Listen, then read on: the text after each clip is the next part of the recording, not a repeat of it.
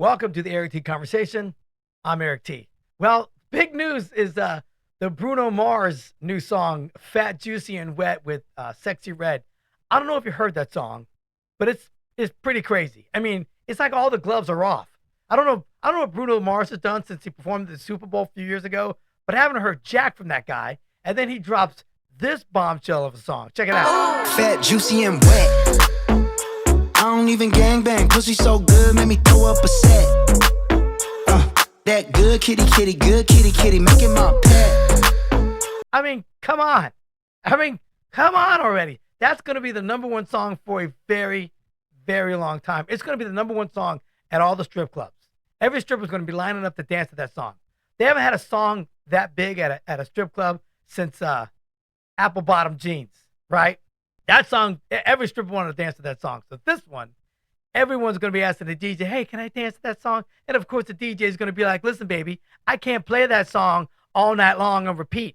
So, you got to get in line, and it's only going to be played 3 times a night. And if you do something a little special for me, I just might play Fat, Juicy, and Wet. So be prepared, fellas, when you go to the club now, that's the song you're going to hear. That's going to be the number one song at every strip club from California to New York to Miami. That's the song. So enjoy it, man, because that song is just crazy. They don't care what they put out anymore. There's no rules, no rhyme or reason. I mean, you got Cardi B with WAP, and I guess this one is a little risque too. So enjoy it. But man, he just dropped a serious hit with that song. Anyway, that's my observation of the day. Now for the conversation. So we have a lot of problems with all of the immigrants that we are shipping back to other countries. So far, there's like 500 and plus illegals that have committed crimes. They have a long rap sheet, and we're rounding them up. Tom Holman, the big white dude that said he was going to do the job when Trump told him to take the gloves off. He was going to do it. He's doing it. And we're rounding them all the criminals up. But what's happening is now we're sending flights back to Mexico and Colombia to drop these illegals that came to our country off. And Colombia was like, we don't want the planes. We're not going to take the planes. We're not going to let them land here. And Trump's like, okay. These countries don't get it. This isn't Trump of 2016. This isn't Biden. This is a president who doesn't give a shit anymore. He's not running again in 4 years. This is it. He made a lot of promises to the American people, and the American people voted for those promises.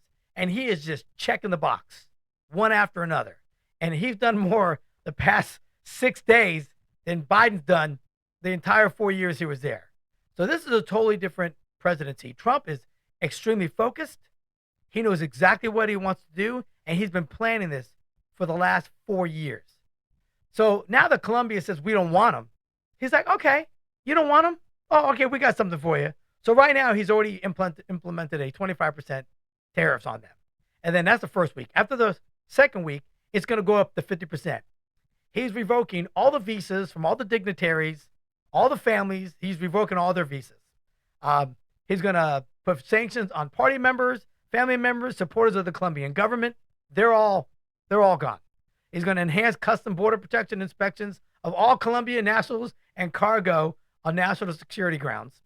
And he's going to do a travel ban, immediate visa revocation to all government officials in Colombia. So this is what you call F around and find out, right? So he's not playing anymore. So all these countries that are trying to act tough, it's the United States of America. Okay, this is the United States of America, and Trump is running the show now. So he said he's going to do it, and he's doing it. Now, Mexico counts on the money that we buy from all their products that they make there.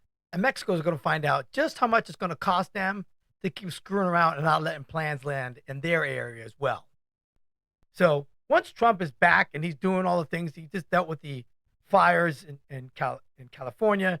He went to North Carolina. And then within like 2 hours of being in North Carolina, he got all those people that were living in tents and living out in the open. He got them in furnished apartments. Him and J.D. Vance got them in furnished apartments, got them in apartments, got them in hotels, got them all set up. He was there for a few hours, got it done. Flies out to California, sitting in the community center, and he's going over with like people in the county and with the mayor and the city officials and the congressmen in that seat. He was shredding them. They were saying it's going to take 45 days for people to get to their houses, because they want to, make sure all the hazardous wastes are put away. And he's like, hazardous waste? What are you talking about, hazardous waste? There's nothing there. People's homes are burnt to the ground. They're completely destroyed and gone. And what did he do? He's like, no, they need to go to their houses right now. And how would you feel? All of your personal belongings, your history, your pictures, your birth certificates, everything you've had in your life is gone in a fire. All you want to do is go back and see whatever is still there that you can salvage. And they're telling them 45 days, 18 months to get permits. You know why they want to do all these permits? Because they all want to get their pockets lined. That's why. Permits cost money. And everybody wants to get a little piece of the action for all the permit costs in order to go back and go through their own homes. So it's insane. So he got that taken care of. And he told them to their face, listen, you need to get water going because you shut off the water. And if you didn't have that water problem, you probably wouldn't even have these problems with these fires burning out of control because you ran out of water in areas and you couldn't put out the fires. So he went there and started shredding them. So we got North Carolina squared away, cut down the red tape for California, and he put some stipulations on that as well. Let me know how you feel about that. One of his stipulations are to get federal aid to California is that he wants them to implement voter ID in their elections, which I don't see anything wrong with that. If you have a problem with voter ID, then you're naive. There is no reason on God's green earth why we don't have voter ID. Everybody in America has a driver's license. Almost everybody. You can't go to a rated R movie without an ID. You can't buy alcohol without an ID. You can't travel on an airplane without an ID. You can't do anything without an ID. Everybody has an ID, and it's very simple. You implement voter ID, Trump gives you all the aid that you want. He's going to give you more aid than you absolutely positively need. And I think that's a fair request because they need something. And Trump wants something back too. Because in those states where they don't allow any voter ID, they have chaos with their elections. It's chaos. And you can't tell me everybody voting there is legit if you have no IDs to check. So he's going to stipulate that in order for them to get federal aid, they have to have voter ID. I don't think anything's wrong with that. You want something? I want something. It's called the art of the deal, right? So anyway, so these are the kind of things that are going on right now with Trump and what he's done in the last 7 days, which has been he's been doing a lot of work. I don't think that guy slept very much. Now, some other interesting stuff with the crypto industry. So I said the other day about Trump has signed an executive order to create a crypto reserve for assets for our country. So in other words, they want to hold crypto like gold because it has value and it has a worth. And there are a couple cryptos that he mentioned that are going to be in the reserve. Bitcoin, Solana, XRP, to name a few. That's diversified. But there's a big controversy with Bitcoin, Maxis, and the XRP community. So here's the deal. Bitcoin Maxis are maximalists. So Bitcoin is the end all be all for cryptocurrencies for these guys. And the problem is the guys that are in Bitcoin, they've been in Bitcoin for a long time. They're hedge fund companies. They're Michael Saylor, who owns hundreds of thousands of Bitcoins, his MicroStrategies company. There's some other guys, Jack Mallers. He did a whole video the other day on TikTok and on YouTube, basically just bashing the Trump administration for allowing any other cryptocurrency but Bitcoin being in a reserve for the United States. That's insane. Bitcoin is just, it's all wrong. Okay, when Satoshi Nakamoto, the white paper is really what describes what this cryptocurrency is supposed to be.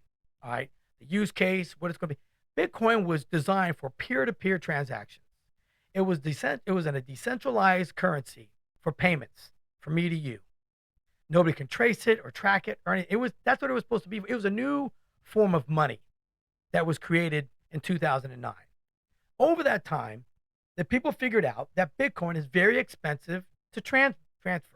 So if I want to send somebody $100 worth of Bitcoin, it's going to cost me several dollars to do that. It costs a lot of money to send it. It's very slow. It takes about a half hour for the transaction to clear. It takes a lot of energy to send it and to create a Bitcoin. And they're all have not been mined. There's only about 19 million or so of them that have been created. 21 million is the max. Satoshi Nakamoto, whoever that person is, has 1 million of them in a cold storage wallet somewhere. And the rest are going to be created over the next, 20, 30 years or whatever that is. So we don't even know who created it. Okay. The part of the whole conspiracy is that 4 NSA agents created Bitcoin. The 4 Satoshis is what they call them. Okay, there's 4 different names. I'm not going to mention them, but there are 4 people that supposedly created it, or it's one individual. We don't really know who created Bitcoin. So to say you want the government strategic reserve money of cryptocurrencies all in Bitcoin when you don't even know who created it is insane to even request that. But those Bitcoin maxis, that they insist on that. They just think it's the only cryptocurrency out there. But they don't understand. It is not a peer-to-peer transaction anymore. It doesn't work that way. So the vision of Nakamoto is wrong. It didn't work out that way. So what did they do a few years ago? They said, you know what? Bitcoin is just going to be a store of value. It's like gold. It's digital gold now. That's what it is. So what they're doing now is like, well, now we need to hold it because it's going to be worth, $13 million one day. That's why the United States has to only hold Bitcoin.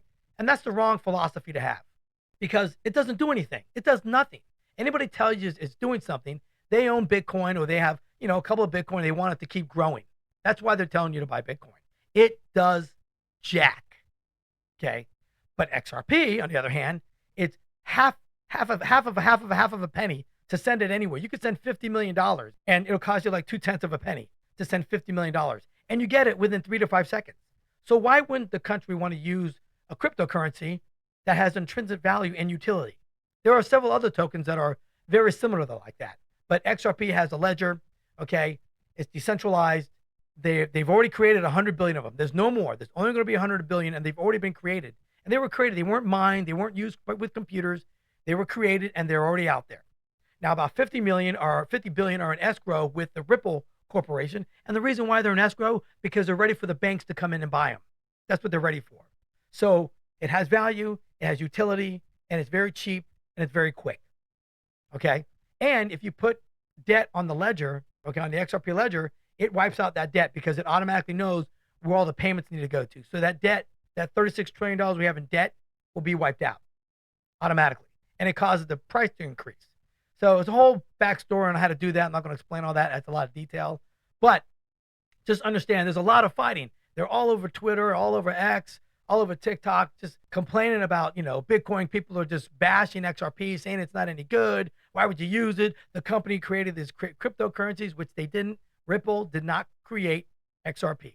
XRP was already created when they did it. And here's a little fun fact. The early engineers and adopters of Bitcoin figured out there were some problems with the Bitcoin. Okay? And by the way, Bitcoin BTC stands for beta test coin. Beta test coin. So it's a beta stage. So the early engineers that worked on Bitcoin created XRP because they saw problems with the engineering of Bitcoin. So they said it's a great idea and it's decentralized, but they needed to fix that and make it better.